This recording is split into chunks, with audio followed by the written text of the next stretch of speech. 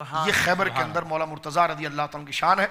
मौला जब वहां पर पहुंचे तो अब्दुल-वुद कहा जाता है, वो जो पहलवान जब सामने आया तो जब मौला का उससे सामना हुआ तो मौला ने उससे कहा कि देखो हमारे अहले अरब का एक तरीका है, हम अपने दुश्मन को दो ऑप्शन देते हैं कि वो दोनों में से कोई बात कबूल कर ले वरना फिर तीसरी तरफ आ जाए।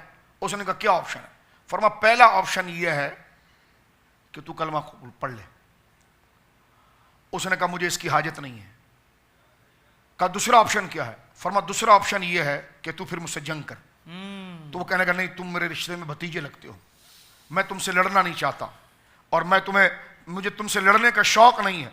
मौला मुर्तज़ा ने फरमाया मुझे तुमसे लड़ने का शौक है, मैं तुमसे लड़ूंगा। अब जब वो सामने आया वो कई पहलवानों के बराबर था। मौला मुर्तज़ा ने एक ज़रब उस पर लगाई तो खोपड़ी से लेकर उसके जबड़े को फाड़ते हुए कमर तक तलवार उतारी और वो तलवार का वार इतनी स्पीड में था, यानी यूं बंदा चले तो उसके लिबास हिलते नहीं, लेकिन अगर आप विंड स्क्रीन अपनी गाड़ी की हटा दें तो आपके कपड़े फटना शुरू हो जाएंगे, स्पीड बढ़ेगी। तो मौला की तलवार की जरब की रफ्तार और उससे निकलने वाली हवा और जोर इतना था कि उसका सितर खुल गया, कपड़े भी उसके फट गए। जब वो गिरा जमीन के ऊपर तो मदद की बात की तरफ मैं आता हूं तो मौला मुर्तज़ा रज़ी अल्लाह तआला ने अपनी तलवार को खींच कर एक शेर पढ़ा, फरमा नस्रल हिजारत मिन सफाहति रई। अरे पगला है ये, बुतों की मदद करने आया था। वह नसर तो रब्बा मोहम्मदिन बिसवान, और मैं मोहम्मद के रब की मदद करने आया था अपनी साबत के साथ। ये मौला के जुमले। फरमा ये देखो इतना बड़ा हाथी जैसा पहलवान था, इसका सफा हाथी, इसका अहमकानापन देखो कि जनाब नसरल हिजारत था, ये पत्थरों की मदद करने आया था। वह नसर तो रब्बा मोहम्मदिन बिसवाबी, और मैं अपनी इसाबत राय और अपने सही फैसले से मैं मोहम्मद अरबी सल्लल्लाहु अलैहि वसल्लम के रब की मदद करने आया था।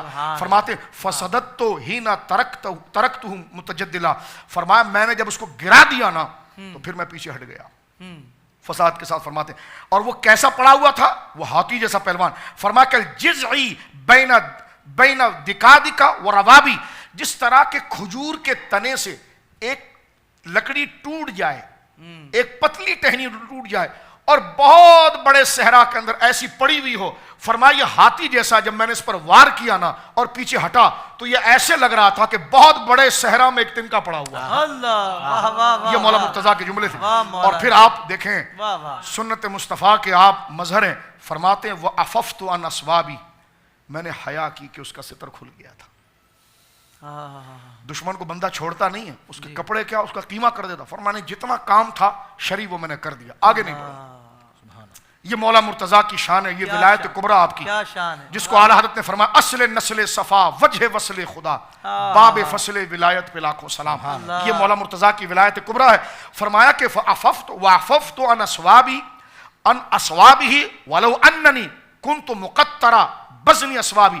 फरमा अगर मैं इस तरह गिरा हुआ होता ना तो ये मेरे कपड़े नोच कर ले जाता, लेकिन जब ये गिरा है तो दुश्मनी के अंदर भी अखलाक आप देखें। आपने अपनी तलवार से उसका सितर ढांप दिया, तलवार से उसके तहबन से उसका सितर ढांप दिया। फरमा मुझे हया आई है कि इतना लाचार और इतना बेबस होकर वो मेरे वार से गिरा है, अगर मैं यहां पर गिरा हुआ होता ना तो ये मेरे सितर के कपड़े उतार देता, लेकिन मुझसे ये नहीं होगा। फरमाया आखिरी जुमला ला तहसबन्नल्लाह खाज़िला दीनिही, कभी गुमान भी नहीं करना, कभी गुमान भी नहीं करना कि अल्लाह अपने दीन को जलील कर देगा।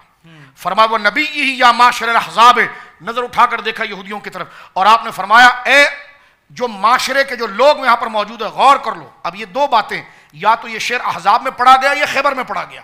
फरमाया जो सामने जो लोग खड़े हैं कुफार, ये समझ लो, फरमाया तुम भूल जाओ कि तुम लाखों का मजमा भी लेकर आ जाओ तो अल्लाह रब्बुल आलमीन अपने महबूब को इज्जतों से नवाजेगा, उसकी इज्जत को अल्लाह रब्बुल आलमीन पामाल नहीं करेगा और उस इज्जत के दिफा के लिए अल्लाह अली जैसे को सामने लेकर आएगा। सुभान अल्लाह, सुभान अल्लाह, सुभान अल्लाह।